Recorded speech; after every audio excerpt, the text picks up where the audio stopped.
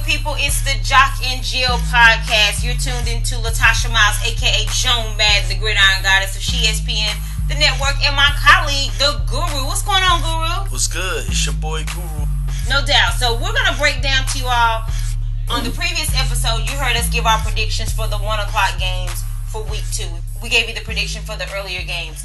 Tonight, we're going to be bringing to you the predictions for the 4 o'clock games for week 2 and also the Sunday night game and the Monday night games. But before we even get into that, we all know that on Thursday night, the Buffalo Bills lost to the Jets 37-31. We already talked about that. We broke that down on a previous installment of the Jock and Jill show. But there's still some fallout coming from this. I mean, the next phase of this dilemma and this drama with the Bills starting off with the 0-2 record, now they fired their offensive coordinator, even though 31 points were scored against Buffalo a day. I mean, is this more of like a panic? Is this a panic? Is this a warning? They made him the scapegoat. What are your thoughts on this, Guru? You know, Rex Ryan did make a little panic decision by doing that because, I mean, the coordinator, you're right. I mean, he didn't perform well against the Baltimore Ravens. And it may be, you know, more of a situation where, you know, Rex wants to play a certain style and the coordinator wants to play a certain style. So, you know, things didn't work out the last 2 games. So he's just like, all right, your style's not working. Get up out of here. Well, also not just that, like the fact that you bring up the first 2 games of the season, true indeed. But even going back to last year, I mean, the guy was the offensive coordinator last year. And in addition to this 0-2 start, Greg Roman actually at the end of the season, okay, the Bills ranked 29th in yards per game. Remember, there's only 32 teams in the league. They ranked 29th, averaging 276.5 yards a game. But, again, they scored 31 last night. But, like, are they not looking at that as, yeah, that's what you did last year, 29th, and you only scored 7 points in week 1, but you scored 31 last night. Maybe he was turning the corner. I mean, the saying goes, as Chris Berman would tell you on ESPN, no one circles the wagons like the Buffalo Bills. So maybe he was about to circle the wagons. I mean, I'm just saying 31 points, that's pretty impressive. I mean, you know, Rex Ryan always runs his teams like a mob boss. You know, they're taking losses. He looking at it like, man, we lost. I don't care nothing about how many points you put up. We lost. Here's the question, though. I don't think you're ready for this, and I really want your honest opinion. And seriously think about this. Rex Ryan just fired the offensive coordinator, correct? Greg Roman. Correct. His twin brother, the defensive coordinator. You think he has the balls, the guts? Would he fire his defensive coordinator, his twin brother? And again, now, the defense allowed 37 points.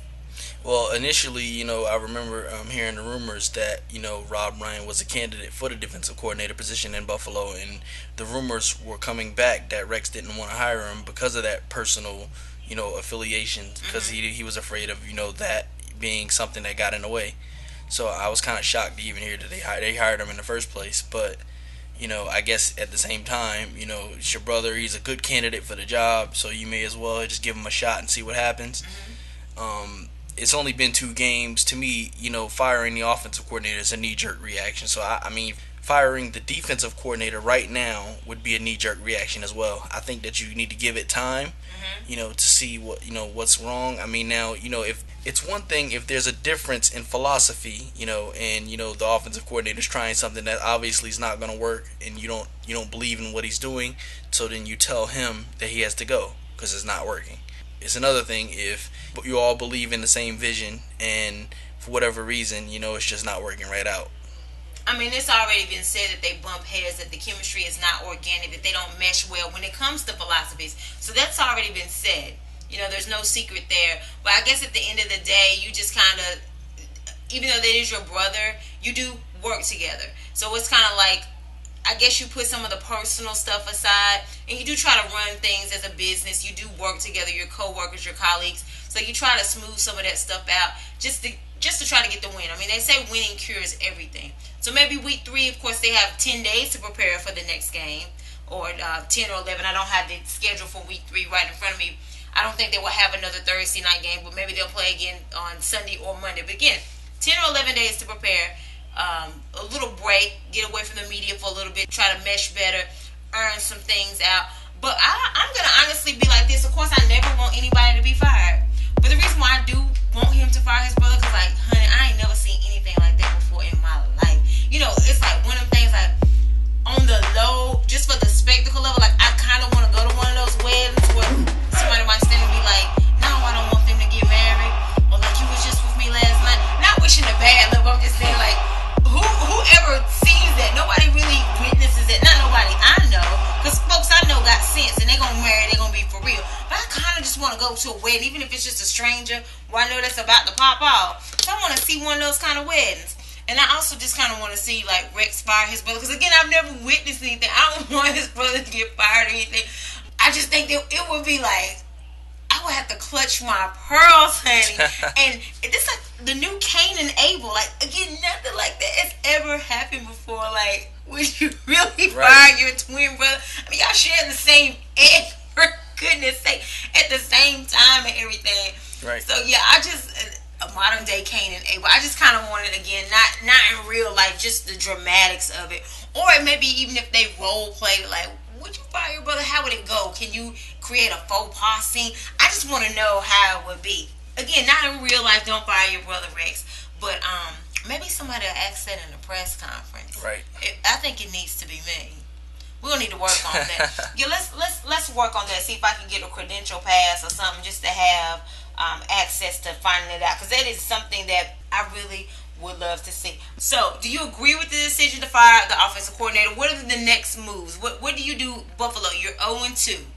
You lost the game in the division. What do you do going here on out? There are still 14 games left early in the season, and you do still have a decent team. You're going to get some players back coming off suspension, some players coming back from injury. So again, like you said, it was like a panic button, a knee-jerk reaction. Maybe they didn't allow a lot of time. But what's the next steps for Buffalo, Guru? Well, I definitely think that it was a knee-jerk reaction. I don't agree with the move, but I mean, now that the move is done, the move's done. What I'll say is that now they need to go back to practice and reevaluate some of their offensive game planning. Mm-hmm. Maybe try to simplify the offense a little bit more. Instead of throwing as many deep balls as they've been throwing, maybe try to run the ball a little bit more and then use some play action to kind of open it up. Mm-hmm. But they have to find more creative ways to get the offense going, because obviously LaShawn McCoy is underachieving. Sammy Watkins hasn't done anything in 2 games. Right. I'd say Tyrod Taylor underachieved in game 1, played pretty well in game 2. Right. But still not good enough for them to win the game. So and then the defense was very, very good in game 1, and then in game 2, we don't know where they were. They were MIA. So I think that they have to reevaluate some things and try to put together a complete game. Right. Absolutely. So, you trust Tyrod Taylor as a quarterback, yes or no? I do trust Tyrod as a quarterback. I think that he had a pretty darn good season last year. Outside of the game was unavailable due to health reasons, but I do think that he's a pretty good quarterback. He's shown himself to be a pretty good quarterback. He was deserving of the contract that he got. Mm-hmm. Now they just have to figure out, some good schemes and some good ways to use his talent, So if you were the GM in this case, or like if you were Rex Ryan, the head coach, what do you do as far as your personnel and the staff? Like, do you go out and get like a big time type of offensive coordinator? There's been certain names associated with impeccable NFL offensive coordinators. We've seen Bruce Arians and how successful he's been, of course, now with Arizona. We've seen Ken Whisenhunt, maybe not so much as a head coach, do as good as he's done as an offensive coordinator, like Norv Turner. These are some of the names that are kind of affiliated with top tier, upper echelon offensive coordinators. So who do you go to? Of course, they're probably going to have an interim right now, but just for the future or the middle of the season, who do you try to hire as your offensive coordinator? What's the solution? From what I understand, they moved the running backs coach up to the offensive coordinator. So to me, that's to suggest that they are going to probably simplify the offense and try to run the ball a little bit more. And that's, right down Rex's alley. If you pay attention to when he was, the head coach of the New York Jets, they ran the ball quite a bit. Right. Between Chris Ivory and Bilal Powell, they ran the ball quite a bit. So I expect for LaShawn McCoy's carries to go up. Maybe whoever the backup tailback is to touch the ball a little bit too. Right, because they did cut Carlos Williams. So yeah, it's going to be interesting. We're definitely going to keep our eye on the Buffalo Bills for the remainder of the season. If they don't get it together, it's going to be pretty obvious and blatant that Rex Ryan's tenure is over. Again, as I've mentioned, that the problem is not so much on the field. Rex Ryan need to go back to Big Rex, Big Sexy Rexy, because the thing is, it seems like he had more moxie with him. It's like the moxie and the killer instinct disappeared in the weight loss in addition to the pounds. And plus, people have more success when they've been big. As you heard on a previous video, I've named names. Luther Vandross, the late great Luther Vandross, more success when he was bigger. The comedian Monique, we liked Ricky Lake when she was bigger. You know, she tried to come back and do a talk show again. Ricky Lake from the 90s. When she came back to do a talk show the second time around, we wanted her to go gain 90 pounds. We didn't like skinny Ricky. We didn't like skinny Mike and Molly. I mean, shoot, look at the mall Santa Clauses. The babies don't want, if you got like a skinny Santa Claus, them babies ain't, who you don't belong. Parents don't want the babies to take pictures with the skinny Santa Claus. So, like, we want big, lovable Rex. That will solve the problem. Gain some weight, and everything else will just fall into place. So, bring back Sexy Rexy, okay? We miss you. Moving on to breaking down the games with the slate of 4 o'clock games. Because, again, we've already touched on the 1 o'clock games, so be sure you check out our previous episode as well. This is a movement, ladies and gentlemen. So, yeah, follow us. Check us out on any realm, any outlet that you see us. We appreciate the love. So, yeah, this time, though, like I said, we've already broke down the 1 o'clock games. We talked about the Thursday night game. We're going to touch and check in with the 4 o'clock games for this Sunday for week 2. Give you our thoughts, our projections, and whatnot. So, the 4 o'clock games. The first one on the docket is going to be Tampa Bay, who's 1-0. And they're visiting the 0-1 Arizona Cardinals. Of course, we saw Arizona lose at home on the primetime game Sunday night to the New England Patriots. Guru, please tell me that you're going to sit somewhere and tell me that Arizona's going to go 0-2 at home, aren't they? Just looking at this matchup right now, I like Tampa. I mean, I said it before the season. I like Tampa. I knew it. And I think that, their Cinderella ride will continue. I think they will go out there and they will steal this game. Jameis Winston's playing some good football. Mm-hmm. Mike Evans is unguardable. I think that defense, they make plays, when they have to. Gerald McCoy, and some of those other guys, they're all capable of making plays. So I think that, I expect Tampa to, to go out there and shock the world like Mr. October. I knew you wouldn't let me down by picking Tampa. I just knew it. For a second, I was like, nah, I'm just hyping him up. He ain't going to dare pick Tampa. But you did not let me down. But Tampa going to let you down. There's no way Arizona's starting 0-2 at home. I do apologize for the inconvenience. It ain't going to happen, Cap. Tampa, I think it's going to be a close game. I definitely believe it's going to be a close game. And I really love what Tampa did last week against Atlanta on the road. That was a huge divisional win. But this is the Bruce Arians game plan that we're talking about. I trust Bruce Arians' offense way better than Dan Quinn as a head coach. I think he's going to be better prepared. Plus, I think that they're a little bit embarrassed that they lost to Garoppolo like they did. The fact that Bill Belichick actually took them out of their element, out of their character. I really don't trust too much of Tampa's personnel to be able to successfully do that. All my eggs are in the Bruce Arians basket. Actually, I'm going to say all my eggs are in the Bruce Arians Kango this week. I really don't see Tampa doing it. Again, I think it's going to be a close game. But I think that we're going to see like some sophomore jinx here in this game. Not throughout the season. I really love what Jameis Winston is, how he's evolving. But I think that ultimately they're going to be able to confuse him a little bit, make him make mistakes, and they're going to capitalize on him. I just really don't completely trust Tampa going out there to the West Coast in a big toaster. Now, if Arizona had a win last week, I probably would have been a little bit more on Tampa. But just those circumstances surrounding it, I just don't see it. I like Arizona at home to even their record at 1-1 and drop Tampa to 1-1 as they take them on Sunday. All right, so moving on to the next game, 4 o'clock. Well, 4:05 to be more specific. A divisional matchup. I'm still not used to seeing this, but we have the Seattle Seahawks taking on the LA Rams. It's going to take me a little while to get used to that. But, LA is typically known for glitz, glamour, Hollywood. But we didn't see a piece of glitz from the LA Rams on Monday night. I mean, right. in what is celebrities playing? Like, were some of those celebrities, those superstars playing? Because it showed didn't look like no football team. Right. But do you expect that LA will rebound at home? against Seattle on Sunday? Absolutely not. Wow. I think this will be a case where Grendel will continue to haunt the local villagers. Grendel will be represented by the mighty Seahawks. I think that the Seahawks will treat this game like a practice squad game, and they'll destroy these guys. Really. You did that. I love how you came through with that. Yes, speaking of Grendel. And of course, this is a divisional match. This is the second divisional match, though, for the LA Rams. So you're thinking that they're going to start off 0-2 in the division. 0-2 in the division. What does this do for Jeff Fisher if they do drop to 0-2? What does this do for his future? I read somewhere where they said that Jeff Fisher is still expected to get a contract extension, so I'm not quite sure that he's even on the clock this season expected to do very much. But, it appears that they're not going to do very much. Man, who does Jeff Fisher know? I mean, just all the time that he spent in Tennessee, and he really didn't accomplish a whole lot. I mean, he's had quite a few 7-9 records, not just last year. I mean, who does he know? I need to get into that system. I don't want to necessarily say it's the Illuminati or whatever, but he knows somebody. He got some briefcases exchanging hands somehow with some stashes somewhere. Right. Somebody owe him some money. He's won some good golf games.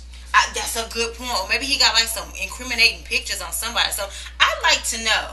Jeff Fisher, I need to fish around and find out what it is that you're doing, and whatever it is that you're doing, could you bottle it up for me, send it on out here to the East Coast, because I sure could use it. But even though I need your services, I'm still not picking you to win this game. I think that you guys will drop 0-2, and even worse, be 0-2 in the division. Seattle definitely could have lost that home opener to Miami. I mean, Miami dropped a couple of easy breezy, beautiful cover girl touchdowns. So Seattle was against the ropes. I really thought that they were going to blow Miami out week 1, but they didn't. And I think they were not as prepared. This was a new system that Miami was playing with, a new coach. And I really don't think that Seattle saw it coming. But as a result, consequently, what I'm thinking is because they were kind of caught off guard week 1, they're going to unleash. Right. I think they're going to unleash. I don't think they're going to take it for granted or be tiptoeing around this time. I think they're going to go in and mean business. Plus, the thing about them playing Miami, that wasn't a divisional matchup. Right. This one is. So I think they're really going to be like, oh, this is a team, we got to play them twice a year. We're familiar with them. I think they want to make this a statement game. Right. The Seattle that we're familiar with Russell Wilson, even though he's a little banged up, I do think that he's going to do some numbers. I do think he's going to keep Baldwin involved in the game. I think Jimmy Graham is actually going to have a great game, too. I really don't completely trust the personnel to be able to contain Seattle. And I'm going to concur with you and think that the L.A. Rams, I think they'll score some points this time. I mean, I don't think they'll be blanketed, right? Another goose egg? They'll probably allow them to score some points towards the end of the game. Oh, wow. That's the shade, honey. The way this game is set up right now, though, I don't expect very much. And, Seattle's probably still a little sour anyway. They don't let nothing go.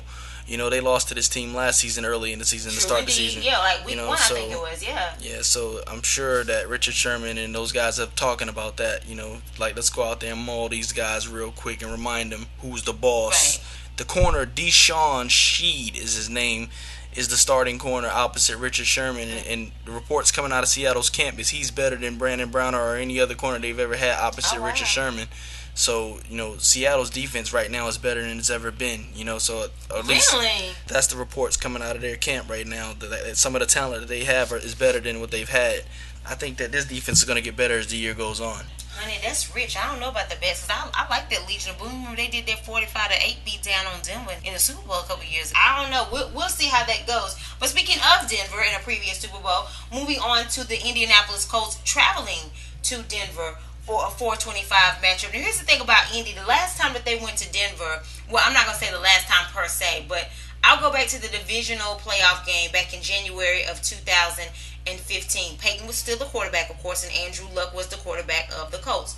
So it was a matchup between the successor, the holder of the torch, to who he passed the torch to. Of course, we're all familiar with the story of Peyton being with the Colts all of those many years, the legacy he built there, and then Andrew Luck getting drafted, of course, to follow up behind Peyton. But in this particular instance, the last time that they played, Andrew Luck actually went out there to Denver in that altitude on the road in that division playoff game. And I think I might have even saw Peyton on the sideline saying, Andrew Luck just kicked my butt. And don't quote me on that, because, it's some bad lip reading, it could be, but I thought I saw that. I really did think, if I ever get the chance to talk to Peyton, I'm going to confirm that. But I really think I saw that on the sideline. And not to mention, when Andrew Luck went out there last time, DeMarcus Ware was playing, Von Miller was playing. Andrew Luck went out there, it didn't matter. Right. He went out there, he connected with T.Y. Hilton a few times. And it wasn't like the best game of his life, but he did enough to get the win and eliminated them out of the playoffs. Do you foresee the same results this time, Guru? Do see the same results presenting themselves. Andrew Luck and the Colts are coming off a loss. And, to keep their playoff hopes alive early, that they got to go out there and beat a team with some mettle. I expect for Chuck Pagano to have this team prepared to play. The defense won't probably be as great, but, they don't have to be that great considering they're playing against Trevor Siemian. Right.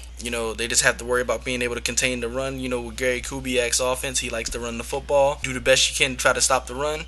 Andrew Luck, is apparently going to throw 50, 60 times this game, But T.Y. Hilton has proved, even, in that playoff game you stated, that he, is not an easy matchup for anybody. Right. So I think the Colts will go out there and they'll throw up some points and make it difficult on Denver, and they'll win this game. Well, you got a lot of interesting picks. You're picking a lot of road teams. Of course, Indy lost on the road last week, but you're saying this road game, they're going to win. Of course, they are familiar with playing against the Colts as well, but the difference mainly this time is Andrew Luck it won't be the teacher-pupil relationship that we saw the last time that they played in that divisional game. I'm going to have to disagree with you on this pick. I'm going to pick, and I know, the thing is, with Denver being the Super Bowl champs, there's a saying, if you want to be the best, you have to beat the best. And, of course, I think that's the mentality that they're going to take. Denver they're like the David and Goliath right now. They're like the Goliath in this. Everybody's going to take shots at them. Carolina just lost to them by 1 point in week 1. I'm sure everybody's going to take shots at them throughout the season because who wouldn't want to be the Super Bowl champs? That is a great measuring stick when you're looking at your season to have that as a mark in your win column that, hey, I beat the division champs. This team beat the division champs. Everybody wants to do that. I do not think that the Colts will be successful in this venture, though, mainly because the Colts are so one-dimensional. When I say one-dimensional, I'm not just talking about one-dimensional on the offense. I'm talking about one-dimensional, period. Their defense is very questionable. It's very suspect. It's very weak, and I'm talking about weak like Popeye when he ain't got spinach, okay? Vontae Davis will be out again. He's the best player that they have on defense. Out of the 11 players that they have on defense, he is arguably the best one on that roster, and he's not playing. Their linebackers are very, very questionable. They have Swiss cheese run defense. You can just run right through them. You saw what happened last week to Indy, how Detroit got off on them. And Detroit's first and second string running backs got off on them. And then also going back again with them to reiterate my point about them being one-dimensional. And you even alluded to it. Andrew Luck is the type that will throw the ball 50 times because he doesn't trust any other component of their offense. So he's going to air it out. The running game is basically extinct with these guys. Unfortunately, I think that they should run the ball more. But Andrew Luck, he is that type of player. As a matter of fact, when they played in that divisional game back in 2015, in January 2015, that divisional game, Andrew Luck threw the ball 43 times then. And last week against Detroit, he threw the ball 47 times. And here's the thing, usually when you hear a quarterback threw the ball 47 times, it's oh, he must have been behind by about 10, 15 points. He's trying to hurry him catch up.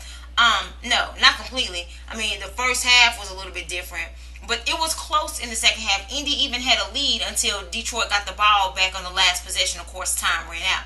So there was no need for him to throw the ball that much. But Andrew Luck, I guess he feel like he got that contract. He want to work for every penny. He just want to throw his arm out. He doing some old pitcher and baseball type stuff. He is really throwing his arm out. And I think that he might get injured again if he keeps on at this rate. I don't want to wish that on him, but I'm just saying that Indy needs to implement some other methods in their offense in order for Andrew Luck to have a successful season. And I don't think that it will start week 2 against Denver. I think that they lose, and I actually think that they might lose by double digits. I'm thinking 10 points, and mainly because of the fact of the one-dimensional, predictable offense and defense that they have. I don't really believe in it. And the thing about what you're talking about in that divisional game, that playoff game, you have to look back to the fact that Denver's defense had the same personnel. Doesn't matter. And they were unable to sack Andrew Luck. They were unable to force him into enough mistakes to lose the game. He threw 2 interceptions, but he also threw 2 touchdowns, and they ended up winning the game 24-13. So I think that, and that was with Peyton Manning. Now this is Trevor Siemian. Trevor Siemian, he's gonna go out there. He threw 2 interceptions against Carolina.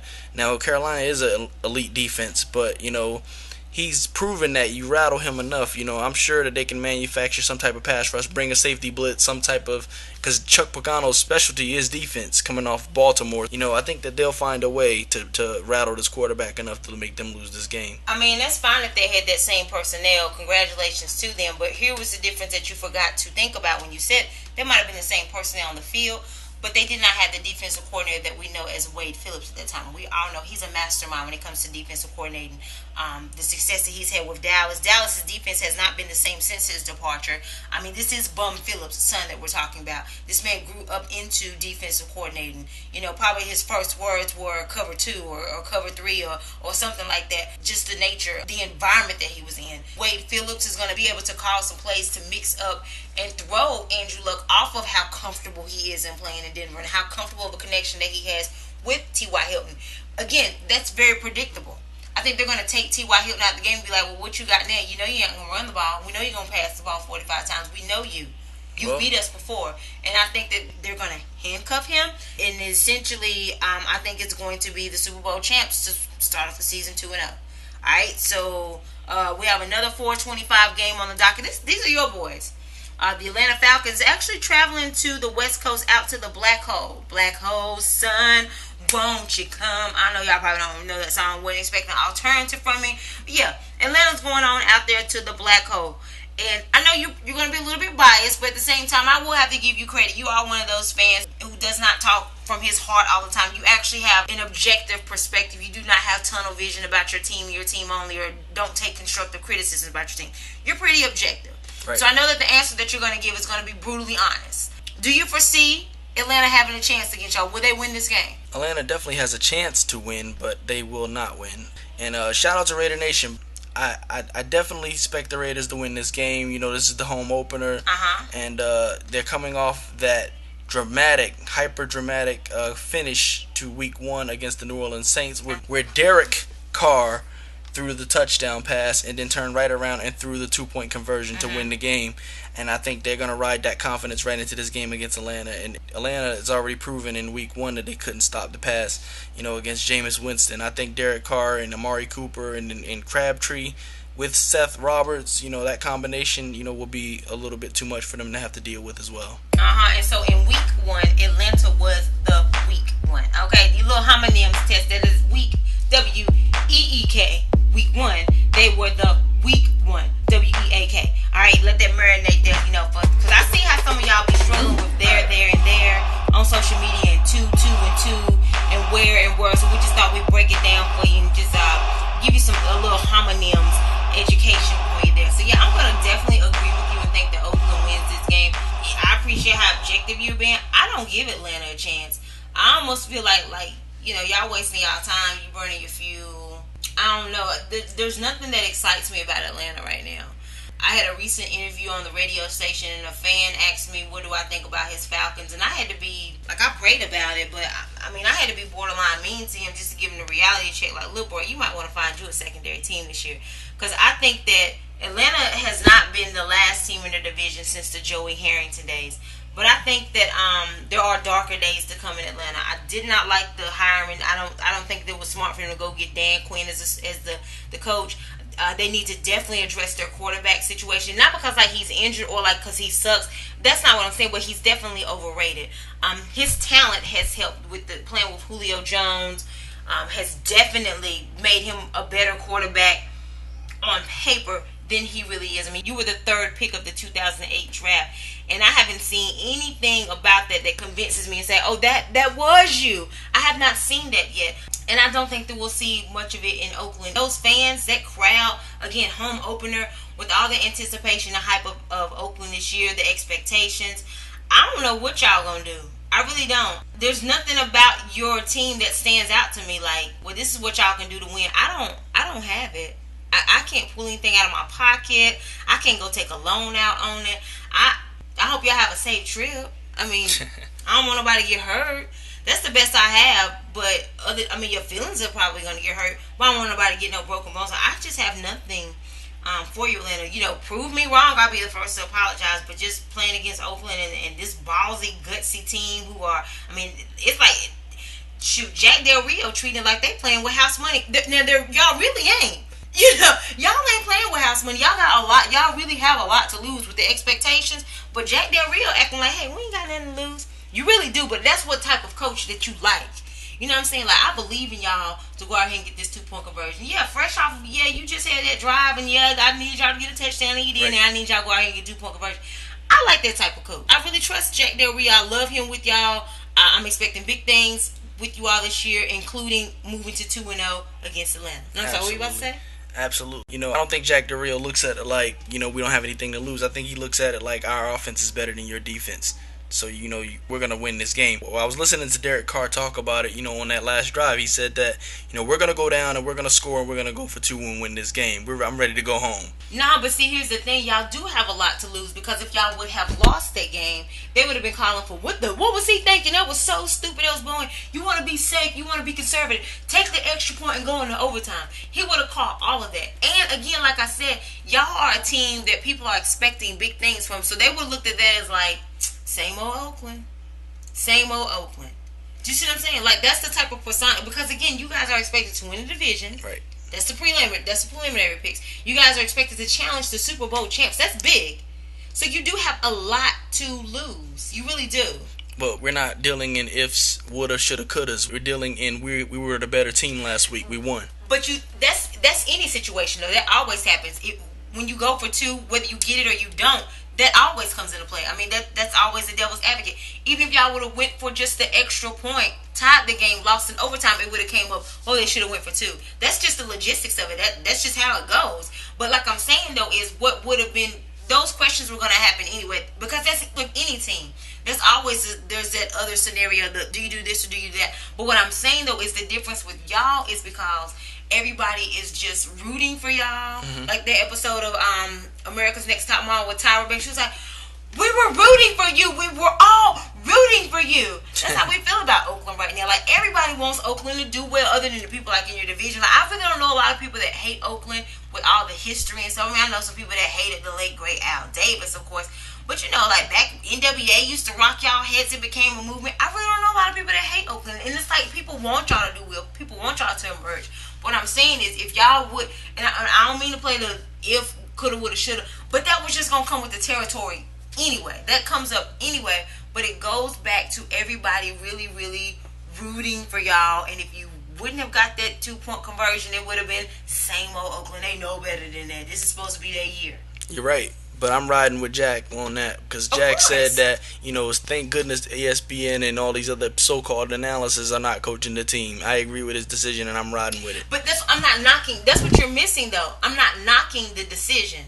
All I'm saying, though, is all of that would have came about if he didn't connect on that. But that has nothing to do with Jack Del Rio. That happens in any game.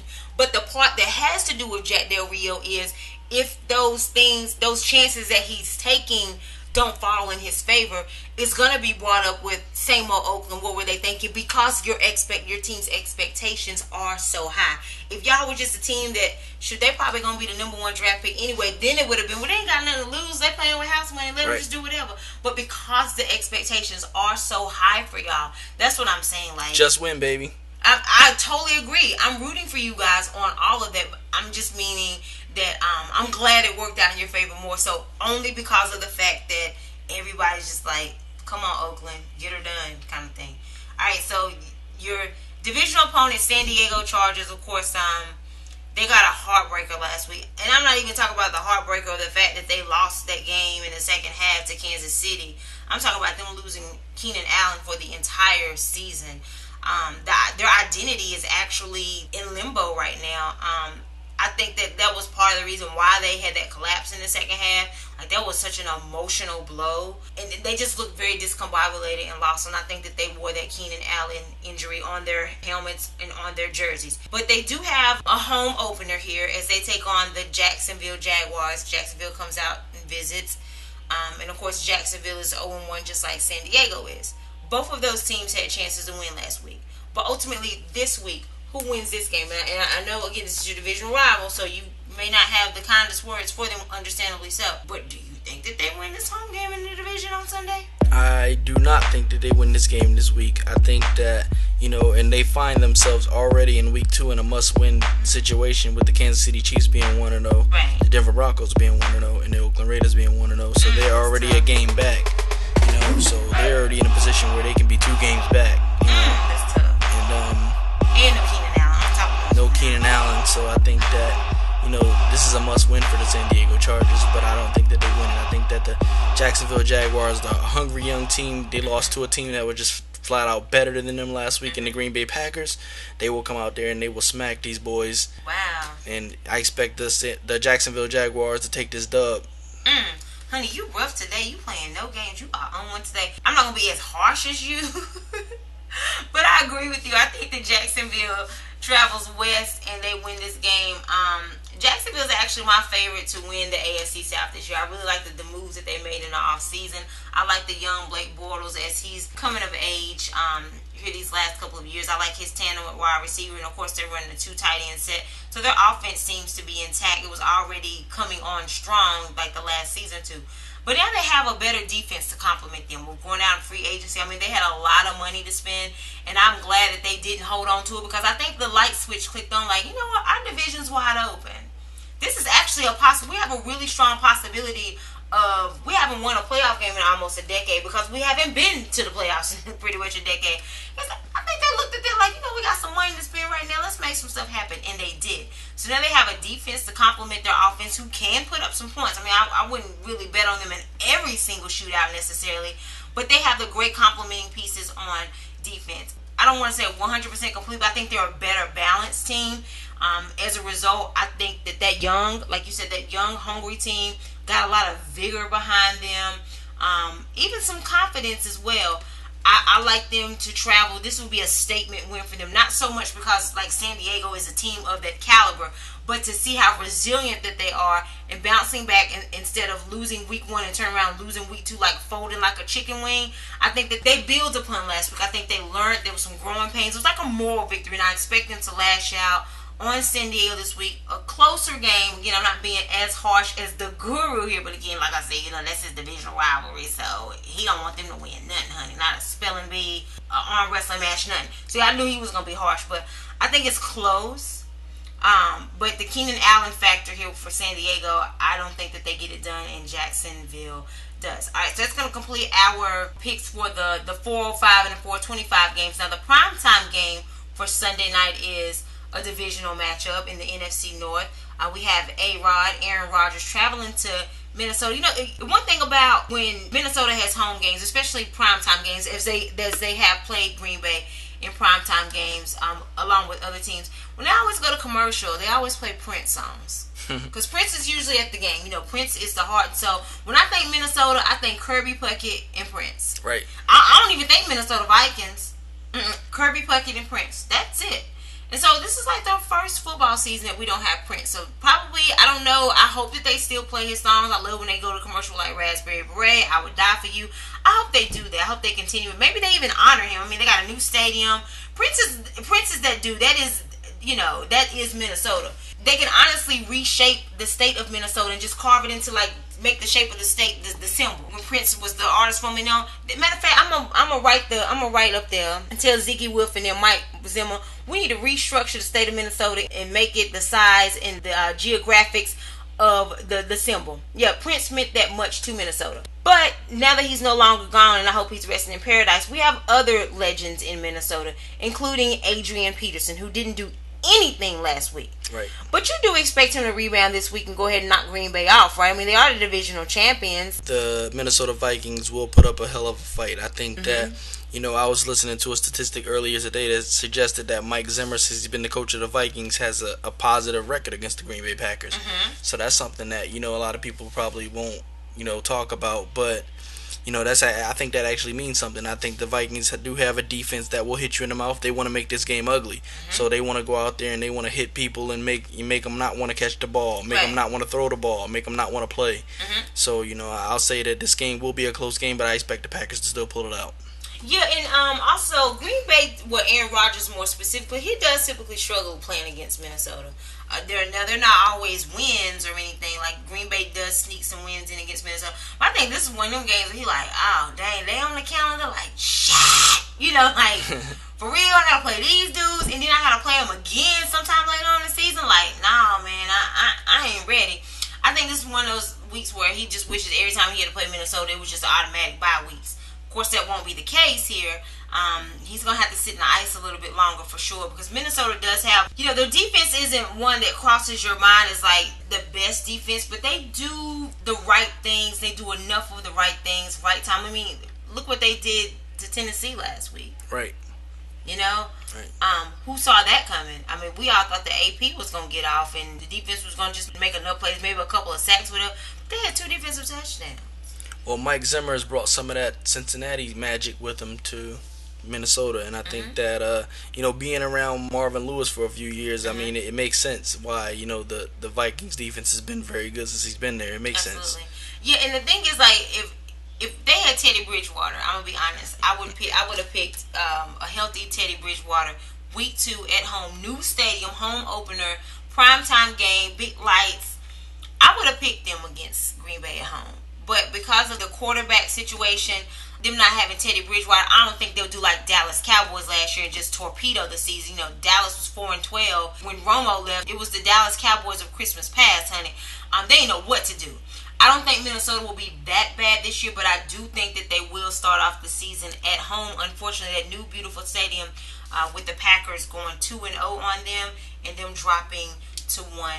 All right, so let's move on to Monday night's game. The Week 2 concludes with the Philadelphia Eagles traveling to the Chicago Bears. And I used to love when Philly went to Chicago because Donovan McNabb was from Chicago, So he used to always want to show off in front of his own. Not necessarily like beat Chicago because he was a Bears fan growing up. Right. Rightfully so, that's where he's from.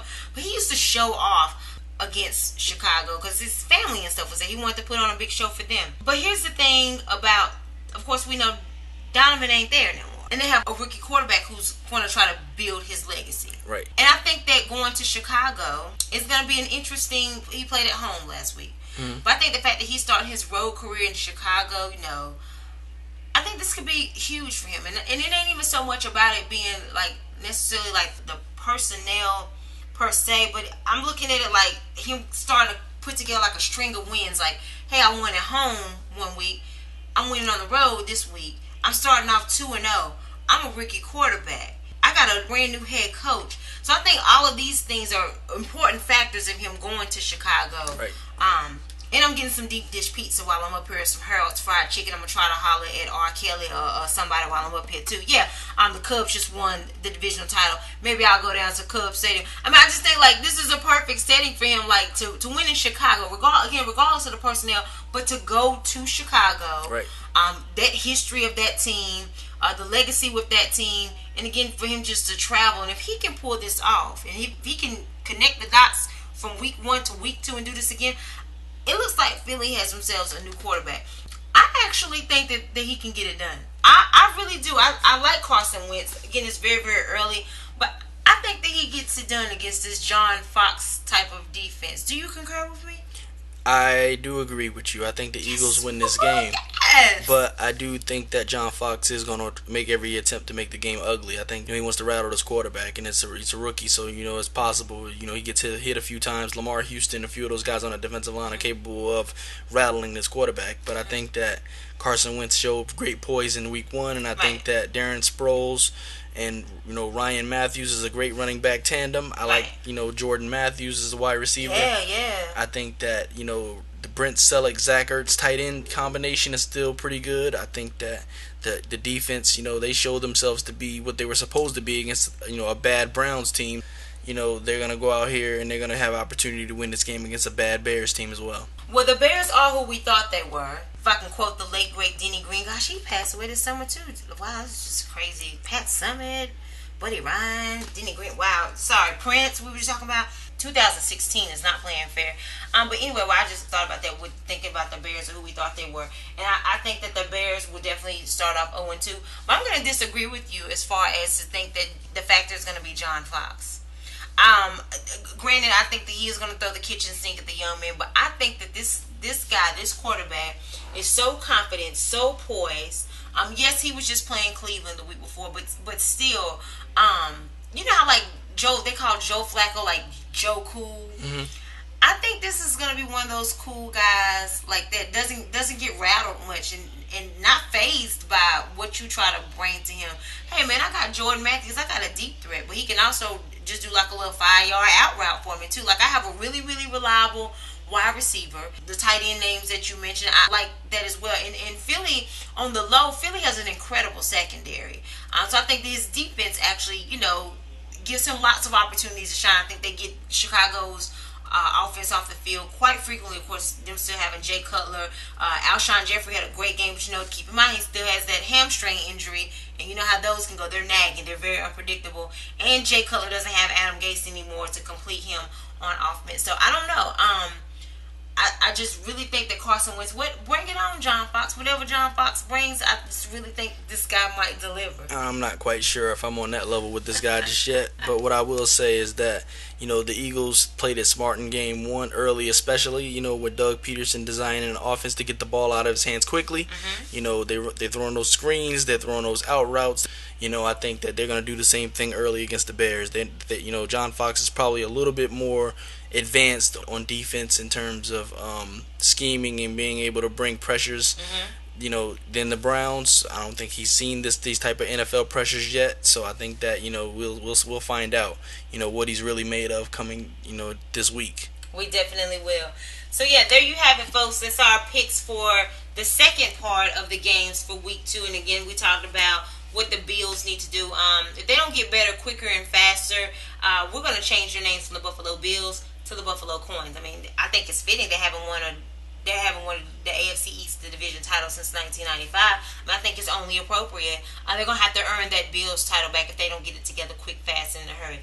All right, so we'll be touching back base with you guys. We'll compare and contrast, see how we did with our picks. I think the fact that Guru didn't agree with me on all of them, he's going to catch that L. Maybe I'll get him to wash the car or something like that. We'll see about that. Yeah? You'll see about it. Ain't nothing to a boss. Okay, well, one can be a boss of oneself, figment of his imagination. But that's great. I love the confidence, but we will definitely see how it goes. So, Guru, you can break down football, comprehensive knowledge, but the people don't know the other side of you about all the cinematography that you do. You're an editor, you're a producer, you're a creator, director, all of that. If the people want you to hook them up, take pictures of their baby at the bar mitzvah, at the violin recitals, or whatever the case may be, tell them how they can get in contact with you. Absolutely. You can find it at coldcoffeetv.com or at coldcoffeetv on Twitter or at Cold Coffee TV on Facebook. Look us up, like us, follow us, all that good stuff. Absolutely. And I can be found at Facebook on Latasha Joan Madden Miles. Again, that's Facebook, Latasha Joan Madden Miles. I'm on Twitter and IG, the handle of @she_SPN, and the YouTube channel of SheSPN, the network. And don't forget, I also have a book out entitled When Football Season Turns You Into a Side Chick, the ultimate survival guide for relationships and households during football season. It's available right now on createspace.com and amazon.com. So be sure any of the stuff, the projects that we're working on, be sure you show us some love. We take the constructive criticism, the comments. Make sure you like and subscribe to all of our pages and share anything that we're doing. We're trying to create a movement here, make some things happen. Of course, if we get on, you get on. So, holler at us. Help us out here. We're trying to make some things happen, all right? Anything else? All hearts and minds clear? Anything else you want to say to the people, Guru? Shout out to Raider Nation, man. We back, baby. No doubt. That's going to do it for the third installment of the Jock and Jill podcast. Thank you so much for tuning in. We'll catch you next time, and we're out.